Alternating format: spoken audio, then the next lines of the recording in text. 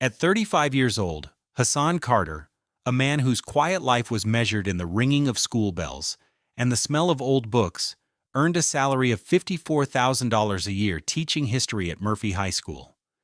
His world was one of modest means and profound passions, a universe contained within the pages of worn textbooks and the eager faces of his students. On a Tuesday evening in late October at precisely 6:02 p.m., that universe cracked open. The final bell of his father's life had rung, not in a classroom, but in the sterile, beeping quiet of a hospice room in Mobile's Spring Hill Medical District.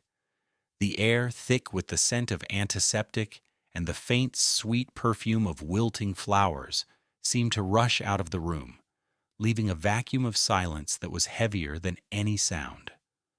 Hassan sat by the bed, his large, gentle hand still holding his father's, which had gone from warm to merely pliant.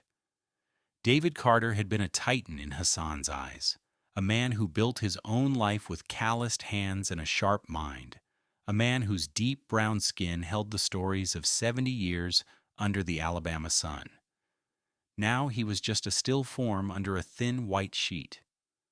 The nurse, a kind woman with tired eyes, had recorded the time and whispered her condolences before slipping out, giving him a moment alone.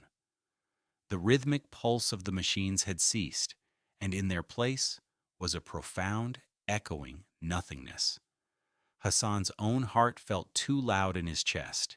He looked at his father's face, peaceful in a way it hadn't been for months, and a single tear, hot and heavy, escaped his eye and traced a slow path down his cheek. He didn't wipe it away. He let it fall, a tiny, salty punctuation mark at the end of a long and loving sentence. He pulled out his phone, a 5-year-old Samsung with a crack in the corner. His thumb hovered over his wife's name, Erica. They had been married for 3 years, a union that had felt, at times, like a negotiation he was perpetually losing. He pressed the call button. It rang twice. "Is it over?" Erica's voice was sharp, cutting through the thick veil of his grief. There was no warmth, no softness. It was a question of logistics, not loss. Hassan's throat was tight, a knot of unshed tears and shock. He cleared it. "Yes," he managed to say, the word a small, broken thing in the vast silence. He's gone, Erica. My father is gone." There was a beat of silence on the other end, but it wasn't the silence of sympathy. It was the silence of calculation. He could hear the faint, tinny sound of another voice in the background and realized with a sickening lurch that he was on speakerphone. It was her mother, Patricia. Then Erica's voice came back, no longer her own, but an echo of the greed he now heard whispering beside her. Okay. Another pause, and then the words that would be seared into his memory for the rest of his life. "So, how much did his daddy leave us?" The pronoun was a physical blow. Us. Not you, not the family, us. As if his father's entire existence was a long-term investment account that had finally matured. In the background, he heard Patricia's distinct, gravelly voice, no longer a whisper. "Ask him if he had a portfolio, Erica. And the house. Don't forget to ask about the house on the bay." Hassan felt the blood drain from his face. The single tear on his cheek suddenly felt cold. He was standing in the sacred space of his father's passing, the air still warm with the man's final breath, and his wife and mother-in-law were conducting a crude, verbal autopsy of his father's net worth. He couldn't form a response. The cruelty of it was breathtaking, a vacuum that sucked all the air from his lungs, leaving him dizzy and hollowed out. "Hassan, are you there?" Erica's voice was impatient now. "Did you hear me? We need to know what we're looking at here." He felt a strange and terrible calm descend upon him. It was the kind of calm that comes after the storm has leveled everything you own, and you are left standing in the rubble, realizing you have nothing left to lose. The grief was still there, a massive, unmovable weight in his chest, But something else was crystallizing around it, a cold, hard clarity.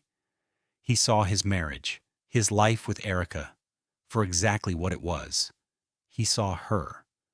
Without a word, he ended the call.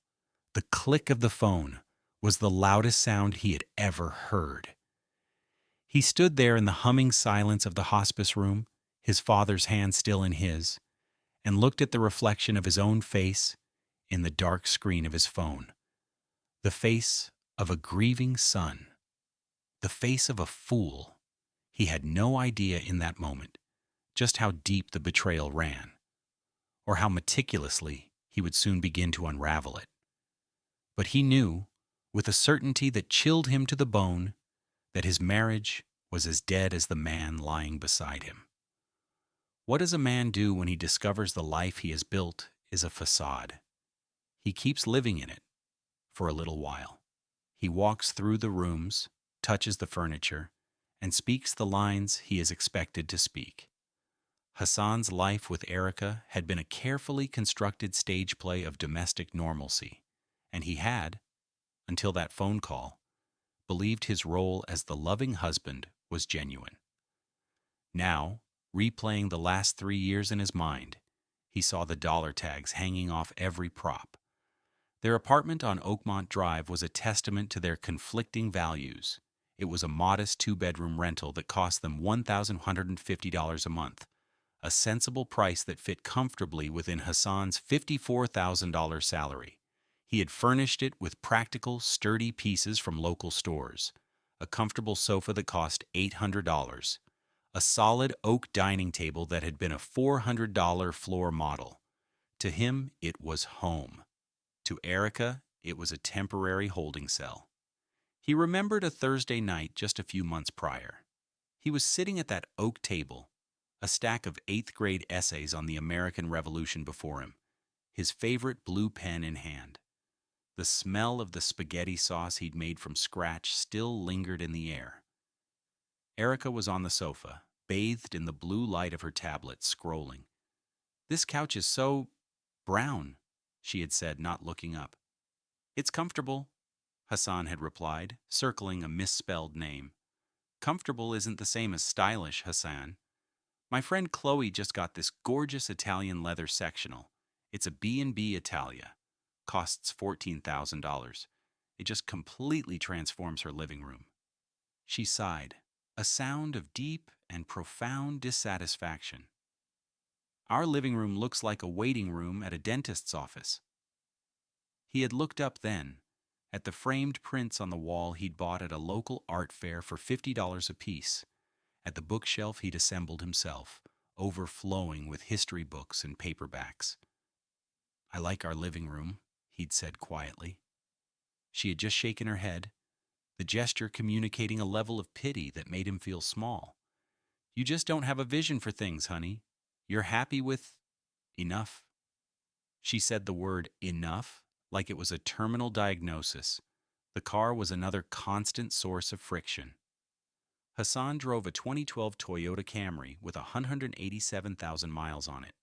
It was paid off, reliable, and invisible, which is exactly what he wanted from a car.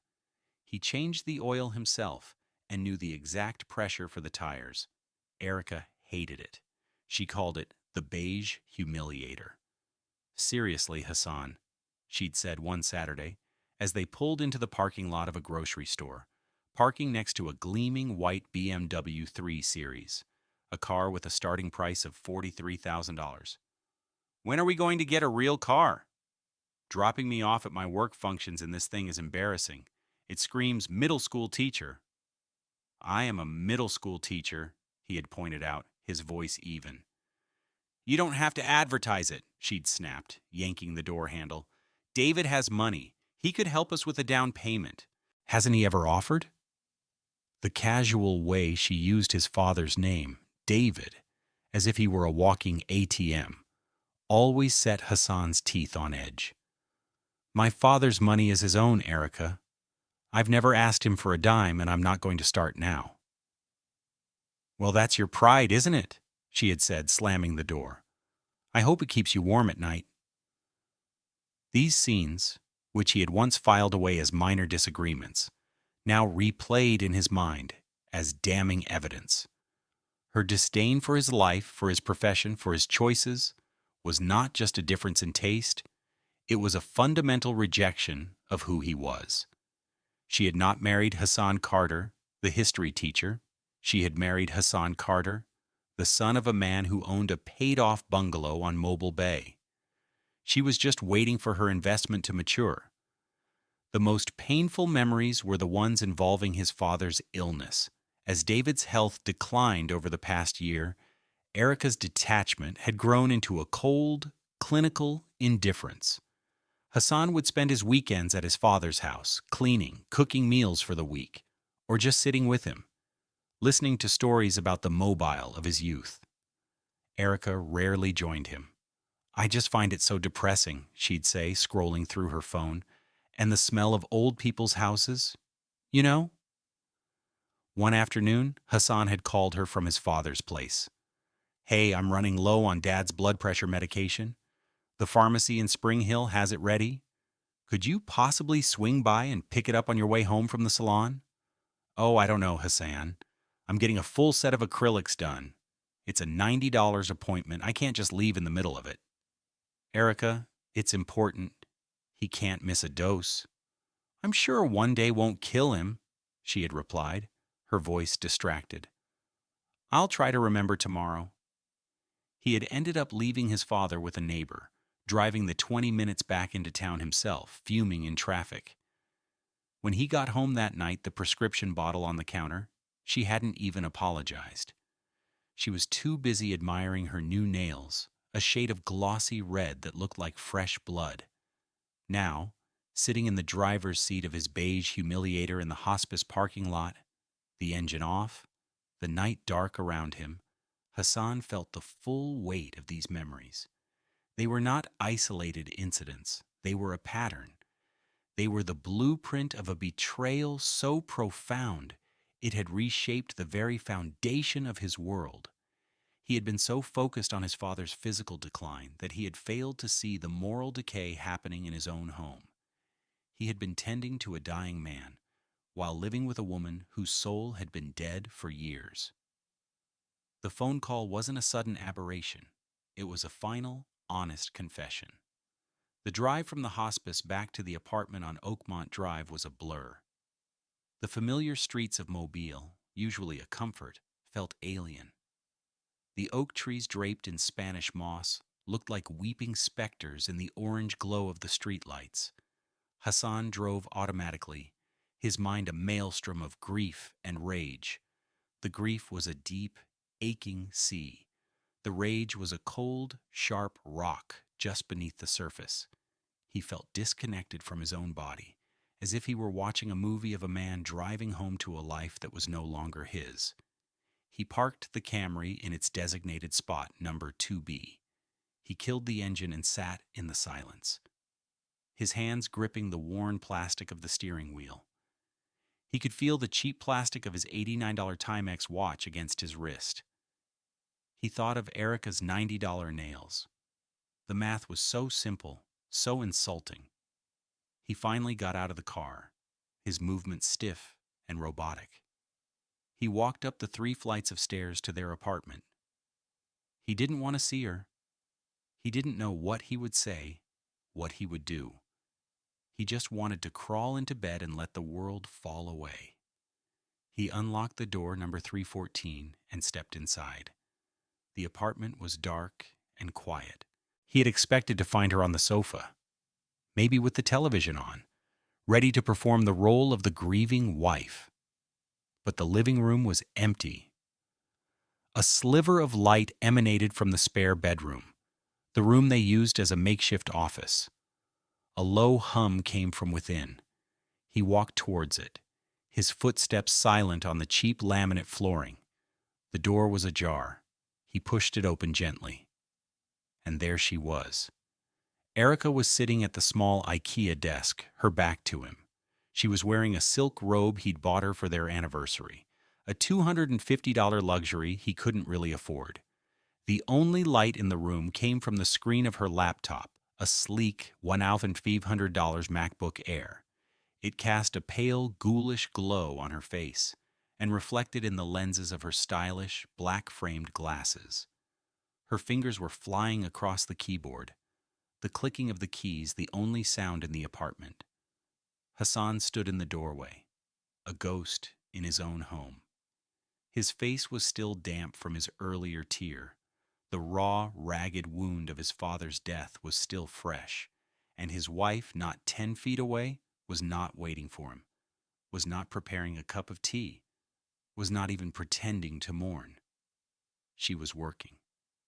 He moved a half step to the side, his angle changing just enough to see the screen. The words were black on a stark white background, composed in a formal, business-like font. It was an email. He could read the recipient's name, jharrisonharrisonlegal.net. It was an attorney. Her attorney.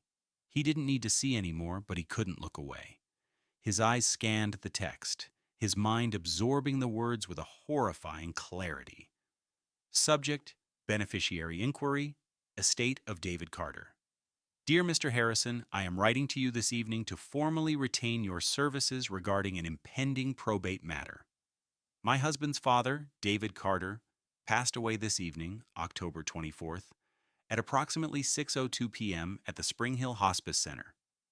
While my husband, Hassan Carter, is the direct heir, I anticipate being named as a primary spousal beneficiary of the estate. The primary asset is a waterfront property on Mobile Bay, estimated value in excess of $400,000, as well as a significant investment portfolio. I am requesting your guidance on the necessary steps to expedite the probate process and ensure my interests are protected. I would like to schedule a meeting at your earliest convenience to discuss strategy. Sincerely, Erica Carter Hassan felt the floor tilt beneath him. The cold, sharp rock of rage in his chest shattered, and a white-hot fury poured through his veins. Expedite the probate process. Ensure my interests are protected. Strategy. These were not the words of a grieving daughter-in-law. These were the words of a corporate raider planning a hostile takeover. She had not even waited for his father's body to grow cold. She had not waited for him to get home. While he was holding his dead father's hand, she was drafting a letter to her lawyer. The sheer, calculated audacity of it was what stunned him the most. The speed, the efficiency. This was not a plan born of sudden opportunity. This was a plan that had been waiting, fully formed, for the moment of his father's death. The "how much did he leave us?" was not a slip of the tongue. It was the activation of a long-dormant business plan. He saw it all then.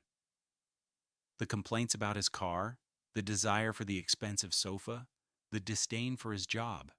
It was all part of her strategy. She wasn't just married to him. She had acquired him as a speculative asset, a future claim on his father's wealth. He was the bridge to the life she felt she deserved, and his father's death was simply the toll that needed to be paid. A wave of nausea washed over him. He backed away from the door, his movements as silent as a cat's. She hadn't heard him. She was still typing, her face a mask of intense concentration. He retreated down the hallway back into the dark living room. He sank onto the brown sofa she hated so much, and the comfortable cushions felt like a mockery. He put his head in his hands, but he did not cry. The tears were gone, burned away by the heat of his anger. In that moment, something inside him shifted permanently. The soft-hearted history teacher, the man who believed in the good of people, died a quiet death in that dark living room, and a new man began to emerge from the ashes. A man who understood strategy, a man who had just been handed a declaration of war and knew with every fiber of his being that he would not lose. He had a new history to write, the history of what happened next. The next few days were a masterclass in strategic restraint. Hassan moved through his life with a grief-suspended composure that everyone mistook for shock. In reality, he was a submarine gliding through dark waters, his periscope up, observing, recording, and waiting. He was playing the part of the grieving son and bewildered husband, and he was playing it perfectly. He finally went into their bedroom later that night. Erica was there, the laptop closed.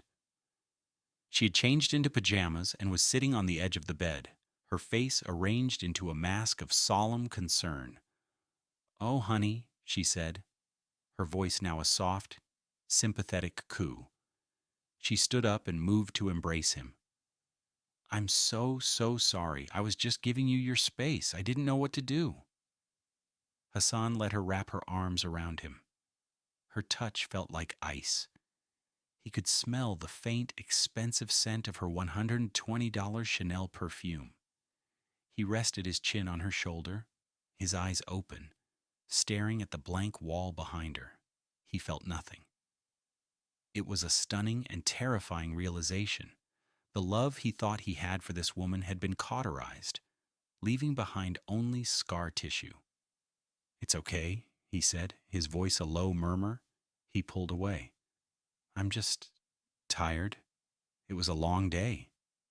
"Of course it was," she said, stroking his arm. Did you make any arrangements for the funeral and everything?" "I called the funeral home from the hospital," he lied smoothly. "They'll handle everything. The will reading. Dad's lawyer will call about that. I guess it will be sometime next week." He deliberately kept it vague. He knew he had to control the flow of information. Knowledge was power, and he was hoarding it. "Okay, well, don't you worry about a thing," she said, her voice full of false brightness. "I'll handle everything here. You just focus on grieving." The word in her mouth sounded like an obscenity. The next morning was Saturday. Hassan woke up at 6 a.m., his usual time.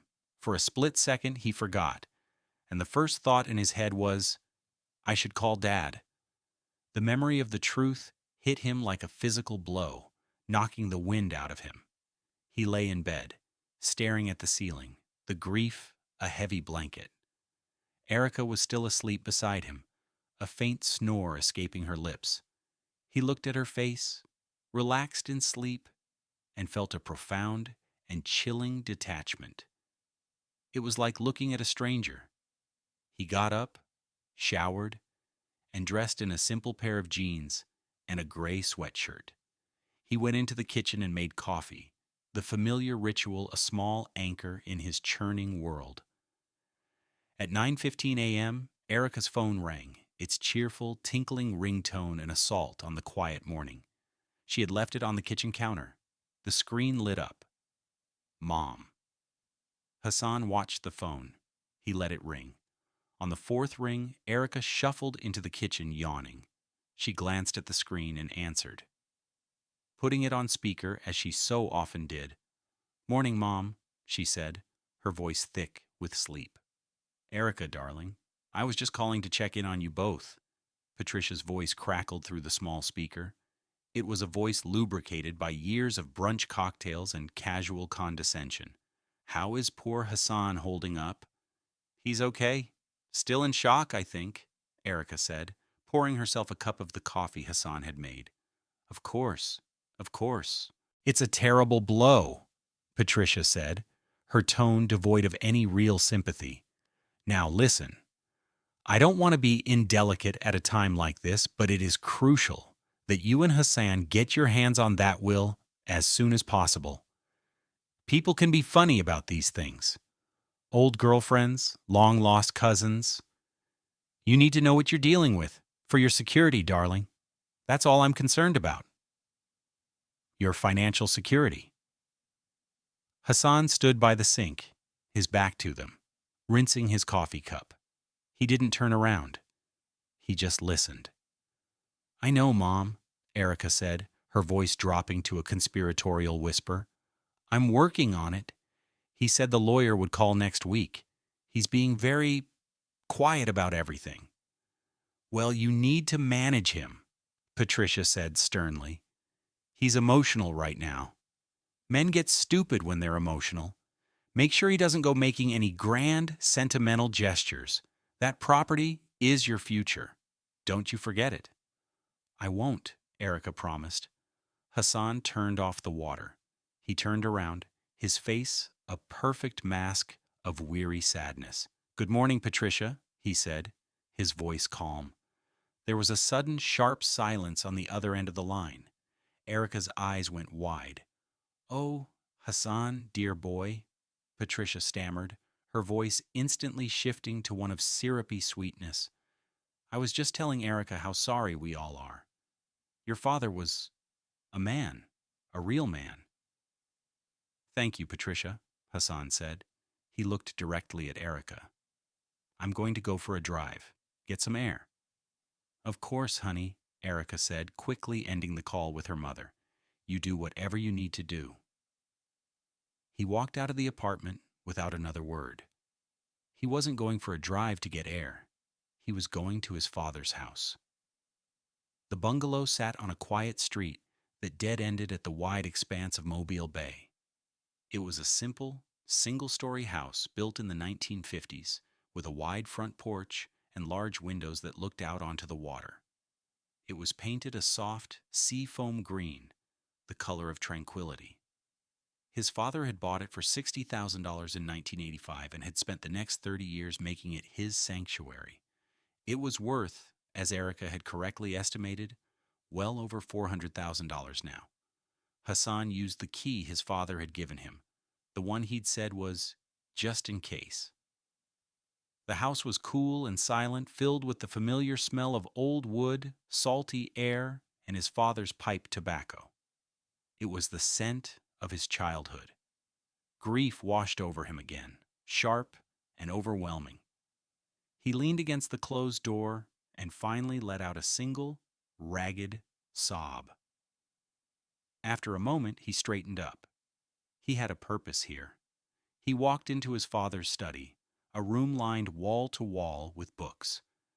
David Carter had been an amateur historian, obsessed with the rich, complex history of Mobile. There were books on colonial-era forts, Civil War blockades, the rise of the port, the civil rights movement.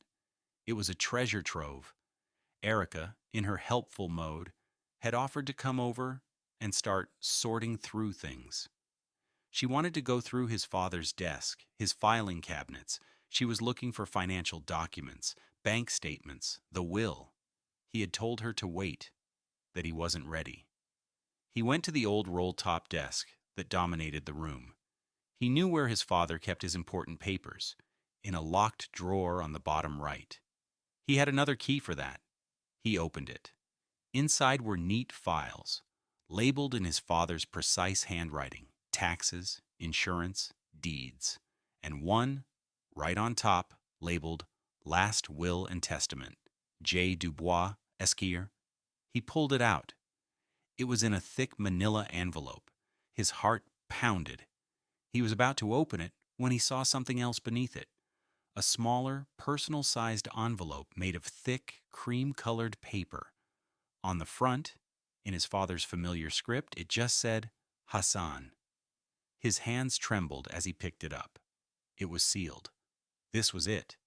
This was the real inheritance. Not the house, not the money, but this. The final word.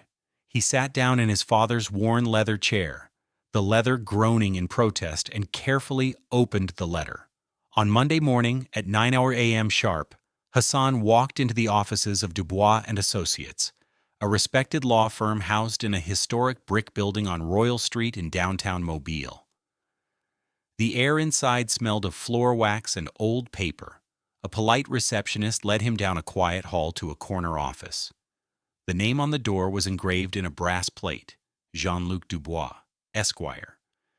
Mr. Dubois was a distinguished black man in his late 60s, with a neatly trimmed gray beard and kind, intelligent eyes behind a pair of wire-rimmed glasses.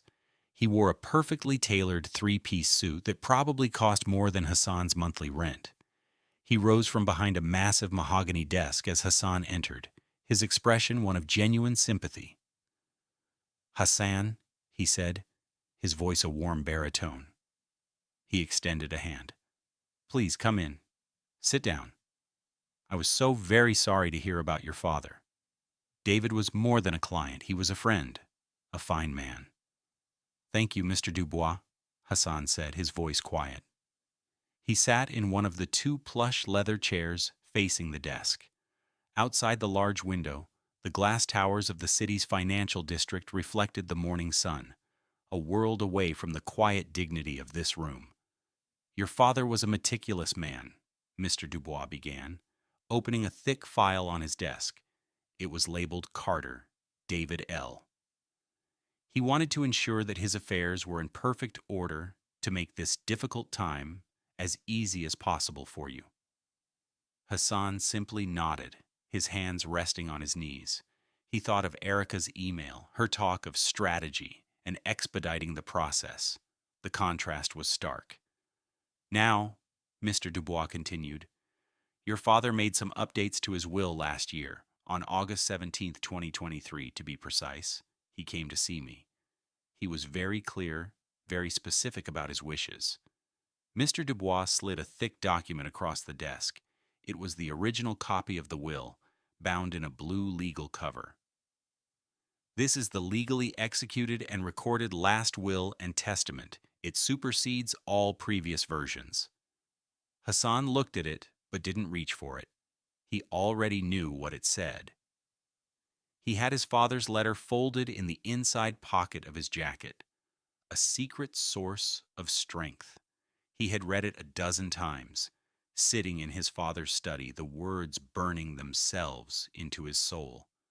Son, the letter began, in his father's strong, looping cursive. If you are reading this, then I am gone. And my first regret is that I am not there to help you through this. My second is that I must burden you with this knowledge at such a time. Forgive me for what I must say, but a father's duty is to protect his son, even after he is gone. I have watched you with your wife, Erica. I have seen the way she looks at this house, at my things. I have heard the things she says when she thinks an old man isn't listening. I have seen the hunger in her eyes, son, and it is not a hunger for you. It is for what she thinks you will one day have. A man's legacy is not the money he leaves behind. It's the character he builds, the love he gives, and the wisdom he passes on. This house, this land, it is not a prize to be won. It is our family's anchor. It's a place of peace. It cannot belong to someone who sees it only for its price tag. I have protected you, Hassan. I have protected my legacy. The will is clear. I trust Mr. Dubois to execute it precisely. What you do after that is your own choice, but do not let her take your peace. That is the most valuable thing you will ever own. I love you, son. Be strong. Be happy, Dad. A tear had fallen on the paper as he'd read it, smudging the ink on the word happy. He had folded it carefully, the paper a sacred text. It was validation. It was permission. It was his father's final act of love. Hassan? Mr. Dubois' voice brought him back to the present. I'm sorry, Hassan said. Yes, he was a very clear man. Indeed, the lawyer said, a knowing look in his eyes. He seemed to understand more than Hassan had said. Let's go over the key provisions. Your father's estate consists of three primary components. First, the residential property at 15 Bayview Lane, which has a current appraised value of approximately $450,000. It is owned outright, with no mortgage or liens. Hassan nodded. Second, a diversified investment portfolio managed by Morgan Stanley, with a current market value of approximately $225,000. Third, his personal effects, including his vehicle, furniture, and his extensive collection of historical books and documents, which, while difficult to assign a dollar value to, are of immense personal and academic worth. All told, the liquid and tangible assets of the estate are valued at roughly $675,000, before taxes and fees, of course. Mr. Dubois paused, letting the numbers sink in. It was a significant sum, More money than Hassan had ever imagined having. But in that moment, the numbers felt abstract. The only thing that felt real was the letter in his pocket. "Now," Mr. Dubois said, turning a page in the file, "let's discuss the disposition of the estate. Article 4, Section A, is quite straightforward." He cleared his throat and read aloud. "I give, devise, and bequeath all the rest, residue, and remainder of my estate, whether real, personal, or mixed, of whatsoever kind and wheresoever situated, to my beloved son, Hassan Carter, to be his absolutely and forever." He looked at Hassan over the top of his glasses. "It's all yours, son. Everything." Hassan took a slow breath. "And Section B?" he asked, his voice steady. A faint, almost imperceptible smile touched the corners of Mr. Dubois' mouth. He knew. Of course he knew. His father had surely explained the situation. He turned the page. "Article 4, Section B," he said, his voice taking on a formal, declamatory tone. He was, as I said, very specific. It reads, "For the purposes of clarity and to avoid any ambiguity, I intentionally make no provision in this will for my son's wife, Erica Carter, née Rollins, nor for her heirs or assigns, and it is my express wish that she take nothing from my estate." The words hung in the quiet office, precise and devastating, a legal kill shot. He wanted to ensure there would be no grounds for a challenge, Mr. Dubois explained gently. By naming her and explicitly excluding her, he has legally fortified his wishes. Under Alabama law, while a spouse cannot be completely disinherited without a prenuptial agreement, this applies to the deceased's own spouse. Erica was his daughter-in-law. She has no automatic legal claim to his estate. This is ironclad. Hassan finally felt a long, slow exhale leave his body, a breath he felt like he'd been holding for 3 years. It was done. His father had seen it all and had protected him. "What happens now?" Hassan asked. "Now we schedule the official reading of the will. It's a formality, but a necessary one. We will notify all interested parties. In this case, that would be you as the sole beneficiary." "My wife. She believes she is an interested party," Hassan said.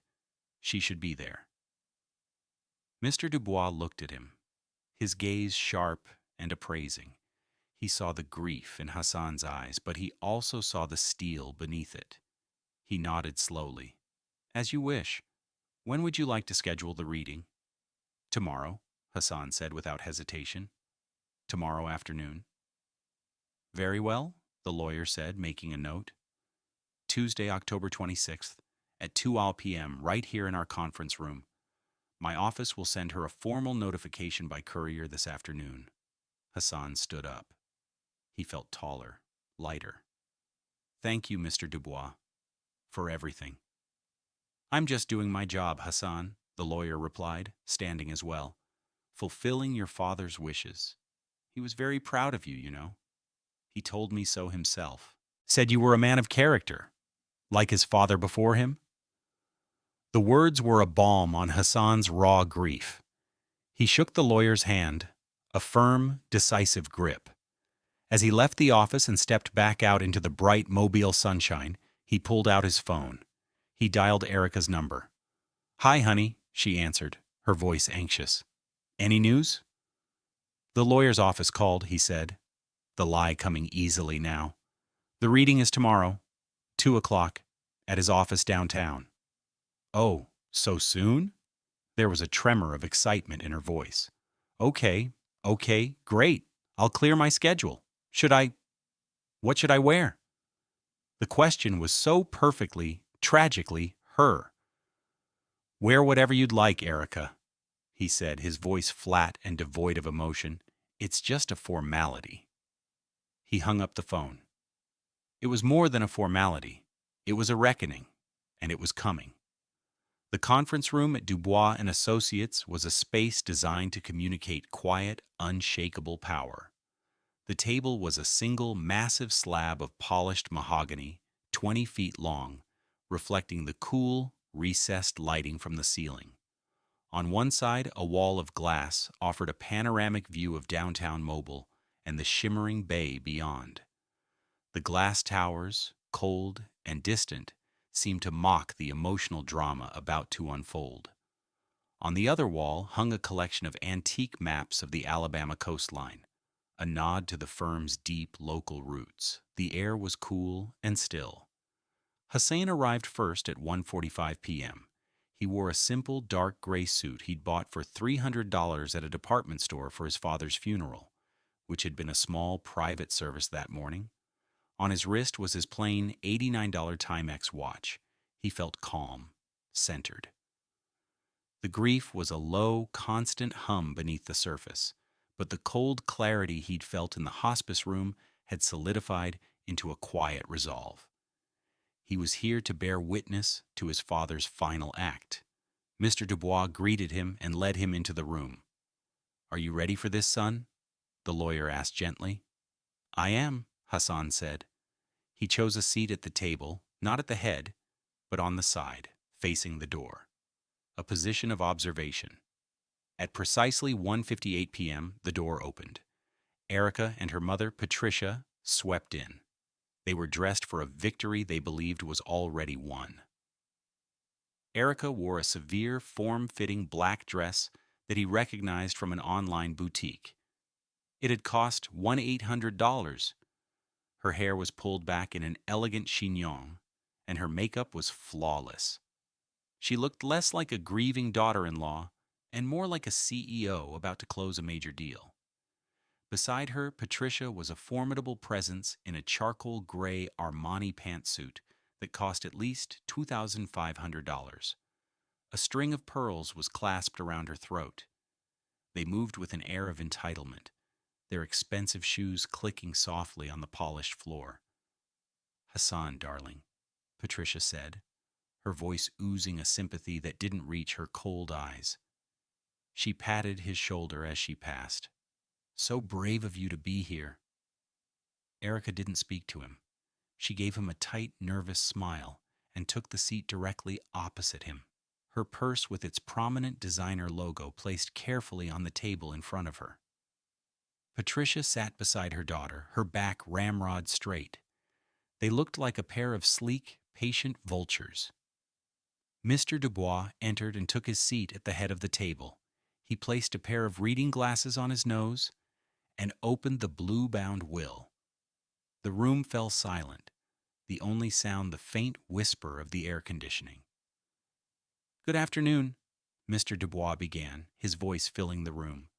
"We are gathered here today for the reading of the last will and testament of David Lawrence Carter, executed on August 17th, 2023. I will now read the document in its entirety." Erica leaned forward, almost imperceptibly, her hands clasped on the table. Patricia had a small, tight smile fixed on her face. Mr. Dubois began with the preamble.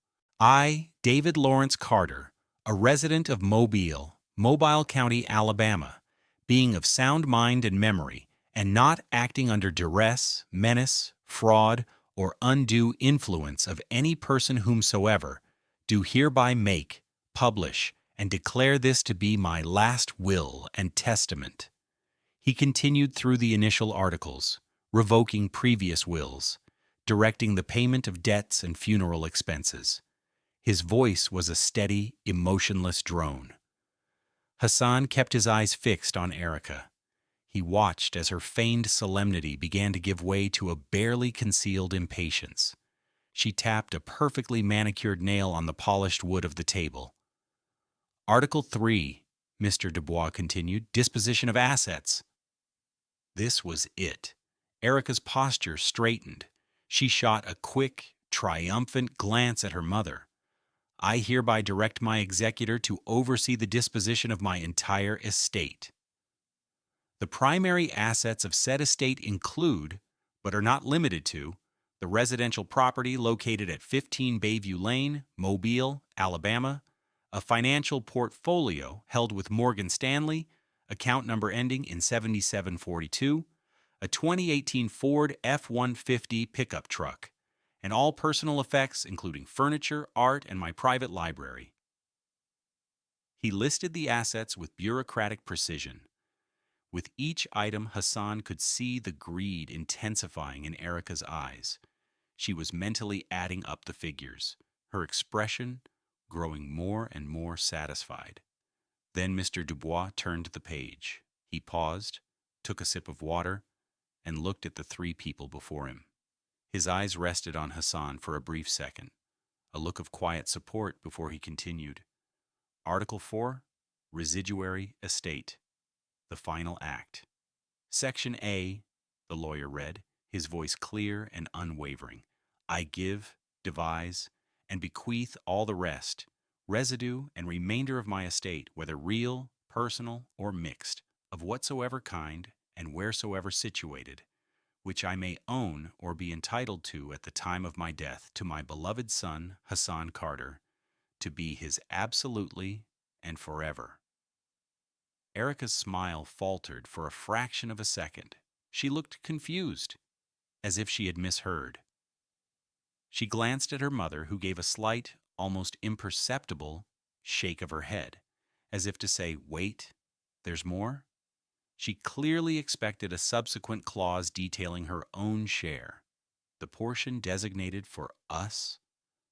Hassan remained perfectly still.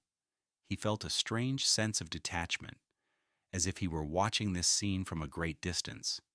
He saw his wife, a woman he had once loved, poised on the brink of a chasm she could not see. Mr. Dubois cleared his throat. And Section B. His voice dropped slightly, taking on the weight of the words he was about to pronounce. For the purposes of clarity and to avoid any ambiguity, he read, slowly and deliberately, I intentionally make no provision in this will for my son's wife, Erica Carter, née Rollins, nor for her heirs or assigns, and it is my express wish that she take nothing from my estate. The words landed in the silent room like stones dropped into a perfectly still pond. The ripples of their meaning spread out, shattering the composure on Erica's face. The color drained from her cheeks. Her mouth fell open slightly. Her eyes, wide with disbelief, darted from Mr. Dubois to the will on the table, and then, finally, to Hassan. In them, he saw a frantic, horrifying cascade of emotions: confusion, shock, denial, and then the slow, dawning horror of pure, unadulterated fury. She had been played. She had been exposed. She had lost. Patricia's face had gone rigid, her jaw clenched so tight it looked like it might crack. The polite, predatory smile was gone, replaced by a mask of cold rage. She stared at Hassan, her eyes burning with a hatred so intense it was almost a physical force. The silence in the room was absolute. It was a living thing, thick and suffocating. No one moved. No one breathed. Erica just stared at Hassan, her mind clearly struggling to process the magnitude of her miscalculation.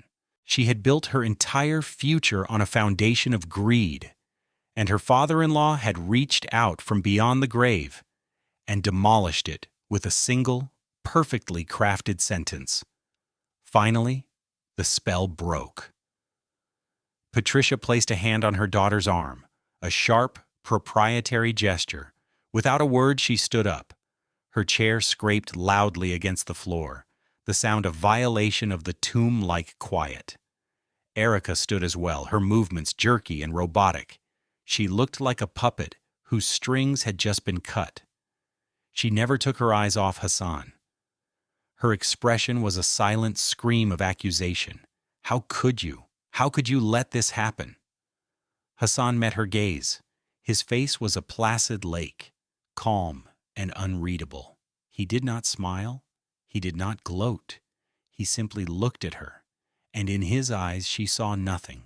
No love, no anger, no pity, just a vast, empty distance.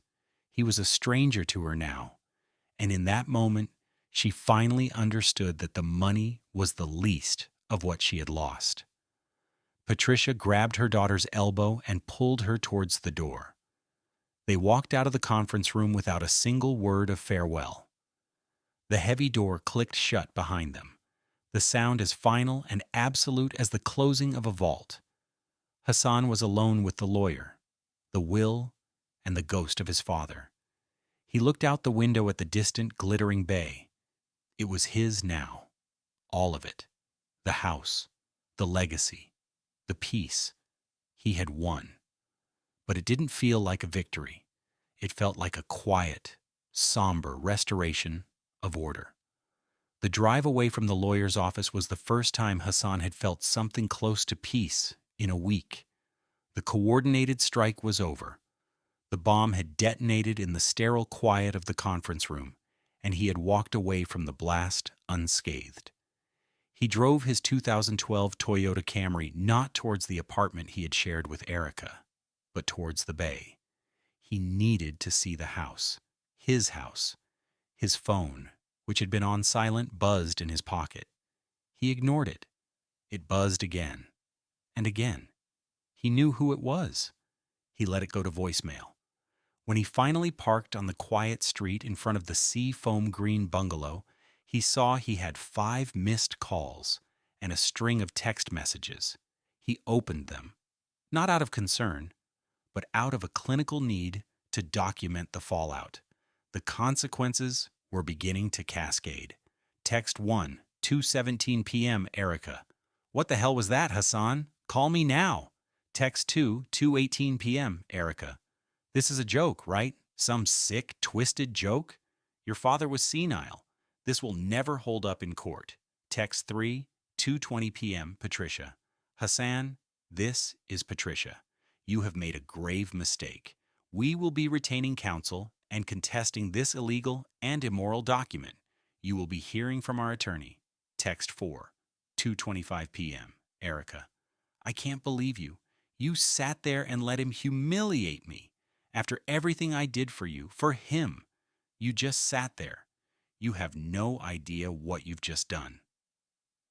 He closed the messages and checked his voicemail. There were 3 new ones.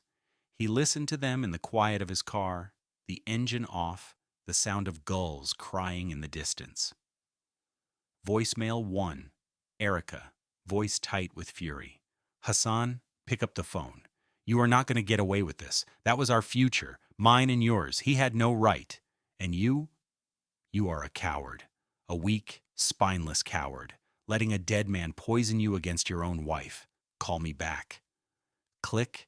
Voicemail 2, Patricia, voice cold and menacing. Hassan, I hope you're proud of yourself. You have destroyed your marriage for a pile of bricks and some stocks. Erica is devastated. We will fight this. I promise you, by the time we are done, you will wish you had done the right thing. There are laws protecting spouses. You seem to have forgotten that. Click. Voicemail 3, Erica. Voice now cracking, the anger giving way to panic. Hassan, please, just talk to me. We can fix this. You can fix this. You can share it. That's the right thing to do. The moral thing. It's half mine, it should be. We're married. That money, that house, that was for us. For our future. I've been making plans. I ordered the new living room set from Crate and Barrel. The delivery is Thursday. It's $12,000, Hassan. The deposit was non-refundable. How am I supposed to pay for that now? Please, Hassan, call me. Click. He deleted the messages. The $12,000 furniture for a house she would never live in. The irony was so bitter, it was almost sweet. Her strategy had included spending money she didn't have. So certain was she of the outcome. The first consequence was the loss of the inheritance, the clean, surgical removal of a future she saw as her birthright. The $675,000 windfall was gone. The second consequence began the next morning. Hassan did not go back to the apartment. He spent the night at the bungalow, sleeping in his father's old room. At 8 a.m., he called a locksmith and had the locks changed on the apartment on Oakmont Drive. At 9:30 a.m., he was sitting in a divorce attorney's office, a small, no-nonsense firm he'd found online. By noon, he had signed the petition. Irreconcilable differences. Erica was served with divorce papers 2 days later at her mother's house in a wealthy suburb. The process server handed her the envelope as she was getting out of her own modest car, a car she despised. The public, quiet humiliation of it was a consequence all its own. The third consequence was financial, and it was brutal. The crate and barrel furniture she had ordered had to be canceled. As she'd been warned, the deposit was non-refundable, a $2,500 loss. But it was worse than that. In anticipation of her new life, she had been living on credit. A trip to a boutique in Fairhope had resulted in a $3,400 charge for dresses and shoes. Her visa statement arrived a week later, showing a balance of $22,450. The minimum payment alone was more than she could possibly afford. She had no job. She had quit her position as a receptionist a year ago, stating that the $32,000 salary was insulting and that she needed to prepare for their new life. She was trapped. She was forced to move permanently into her mother's guest room, a beautifully appointed space that now felt like a luxurious prison.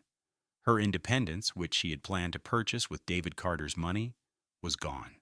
She was 34 years old and living with her mother, drowning in debt. The fourth consequence was social. News travels fast in the tight-knit circles Erica and Patricia moved in. The story, whispered over cocktails at the country club and lattes at uptown cafes, was intoxicating. Erica, the woman who had been so smugly hinting at a massive inheritance, had been publicly and explicitly cut out of the will. She hadn't just received nothing, she had been singled out for exclusion. The humiliation was total. Friends stopped calling. Invitations dried up. She was no longer the woman on the verge of a new life. She was a cautionary tale, an object of pity and scorn. Hassan, meanwhile, was methodical. He had the apartment professionally packed up. Erica's belongings, her expensive clothes, her beauty products, her collection of designer handbags, were boxed and sent to her mother's address. He sold the furniture they had shared, including the brown sofa she hated, and donated the money to the local historical society in his father's name. He filed the necessary paperwork with the court. He consolidated his father's accounts. He moved his few belongings, mostly books and clothes, into the bungalow on the bay. He did it all with a quiet efficiency that felt less like starting a new life and more like closing out a failed business, the business of his marriage. One final, desperate voicemail arrived 2 weeks after the will reading. It was Erica. Her voice was unrecognizable. The anger and panic were gone, replaced by a hollow, defeated tone. "Hassan," she whispered. I get it now. I messed up. I was wrong. I was so wrong. I'm sorry. I'm so sorry for that phone call. I don't know what I was thinking. Can't we just talk? Maybe I could just come see the house?" He listened to the message, and for the first time he felt a flicker of something other than anger or detachment. It was a faint, distant pity. She still didn't get it. She thought the house was the point. She thought that if she could just see it, touch it, she could somehow reclaim it. He deleted the message and blocked her number. There was nothing left to say. The consequences had cascaded, and she was now buried under the rubble of her own greed. His only job now was to walk away from the wreckage and start to build something real. 6 months passed. The seasons turned. The humid Alabama summer gave way to a mild, golden autumn. A quiet Sunday morning found Hassan sitting on the wide front porch of the bungalow on Mobile Bay. The sun, newly risen, cast a diamond-like glitter across the calm water. A gentle breeze rustled the leaves of the ancient live oak in the front yard. The rain from the night before had washed the world clean, and the air smelled of salt, wet earth, and blooming jasmine. He held a warm ceramic mug of coffee in his hands, the steam rising to meet the cool morning air. Beside him on the small wooden table was a stack of student essays. He had a new assignment for his 8th graders at Murphy High, mapping Mobile's history. He was using his father's vast collection of maps, letters, and old photographs, turning the abstract dates and names from their textbooks into tangible, local stories. The kids were captivated. They were learning that history wasn't just something that happened to other people in other places. It was in the soil beneath their feet, in the bricks of the old buildings downtown, in the names of their own streets. His father's legacy wasn't just the house or the money. It was this shared passion, now alive and growing in a new generation. The house was no longer just his father's sanctuary. It was becoming his own. He had painted the study a warm, calming blue. He'd filled the rooms not with expensive, stylish furniture, but with comfortable, well-loved pieces that invited you to sit and stay a while. His father's books were everywhere, a constant, comforting presence. The silence of the house was no longer empty. It was peaceful, filled with the sounds of the bay and the quiet rhythm of his new life. He thought of Erica sometimes, but the thoughts were fleeting, like a distant boat passing on the horizon. The anger was gone. The hurt had faded to a pale scar. He had heard through the grapevine that she was working as a hostess at a restaurant downtown, trying to pay down the mountain of debt she had accumulated. He hoped she would. A few weeks ago, he had done something he hadn't planned on. He wrote a check for $5,000, drawn from his own salary, not the inheritance.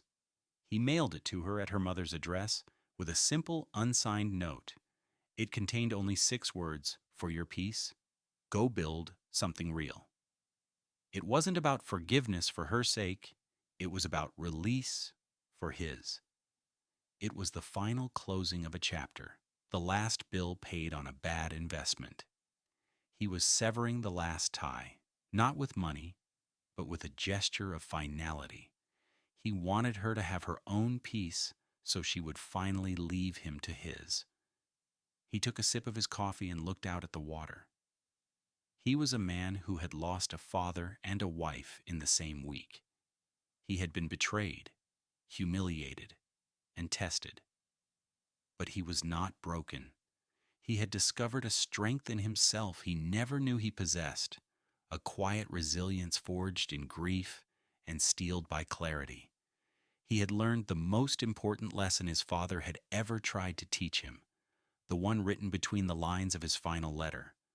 True wealth isn't found in a will or a bank account. It has no dollar sign. It's not a house on the bay or a portfolio of stocks. True wealth is character. It's the peace you find in a quiet morning. It's the purpose you find in your work. It's the love you build, not the assets you acquire.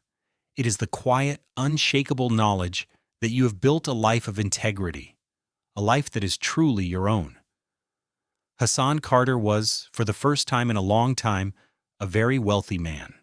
And he knew, as the sun climbed higher in the sky, that his best days were not in his past, but waiting for him, as bright and open as the bay itself. We all face moments that test our character and reveal the true nature of those around us. Have you ever had a moment of crisis that showed you someone's true colors? Share your story in the comments below, and let's talk about how we find the strength to rebuild. And if you're inspired by stories of justice and new beginnings, make sure to subscribe to Love Beyond Pride for more.